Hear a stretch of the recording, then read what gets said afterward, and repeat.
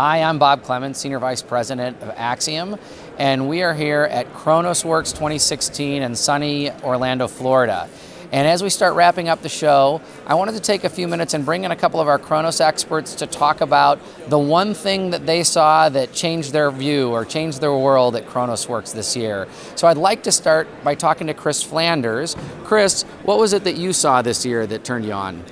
Well, thanks, Bob. So this year, really exciting KronosWorks because one thing really jumped out at me. Just to rewind a little bit, last year in 2015, there was a panel session talking about just creative uses of Timekeeper or Workforce Central in healthcare.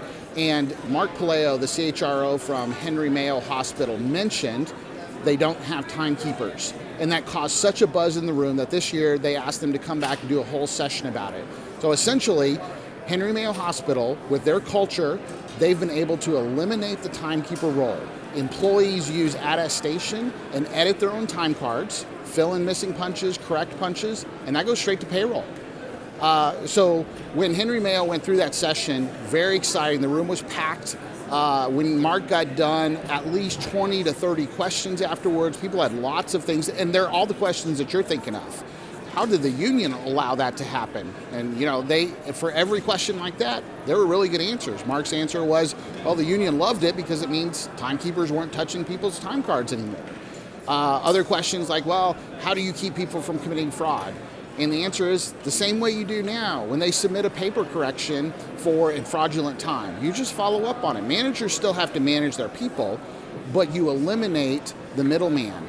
And it gave timekeepers more time. It made the way the system works better. Employees are actually better at punching, more accurate at punching, and their payroll department does not have to write checks for missing time. So all of that came together, just such a creative use and really a shift in thinking about how to do timekeeping. Henry Mayo was able to pull that off and talk about it. So that's what really jumped out at me. Dixon, what about you?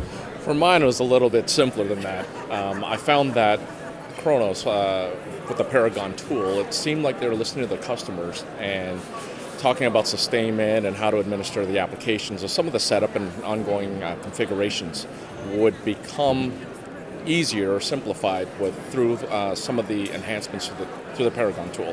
The one thing that in particular was the org map, and any scheduler, administrator, as you would know, maintaining the org map is painful, and what they've been able to do is create this new user interface that allows you to drag and drop the org map into a setup and allow it to export through the XML and then re-import directly back into timekeeping. So that I found that would be able to save a lot of people a lot of headache and pains, and actually the room was very ecstatic to hear that they finally have a tool that can help them with configurations. Bob? That's pretty cool. For me, my big number one thing was the thing that I heard first at the show, which is Bill Bartow, the Vice President of Product Management for Kronos, was talking about the roadmap. And he talked about taking their already very strong mobile solution and turning that into enabling greater self-service capability, especially through mobile scheduling, which Bill called Uber scheduling. And with the idea of Uber scheduling, it's really about empowering the employee to not just pick up new shifts in his store, but potentially pick up shifts in surrounding stores without having to worry about job transfer sets. He could look for stores in a 10-mile radius, for example, and pick the store that he wants to work at. Conversely, if that employee worked at multiple retailers or multiple companies, he or she could potentially see those shifts, those schedules from a variety of different companies all at once. So they can really set their own schedule. Really neat, very innovative idea. I'll love to see more about that in the coming months. So that's really the big takeaways we have from KronosWorks 2016. I'll see you next year in Las Vegas for KronosWorks 2017. Thank you.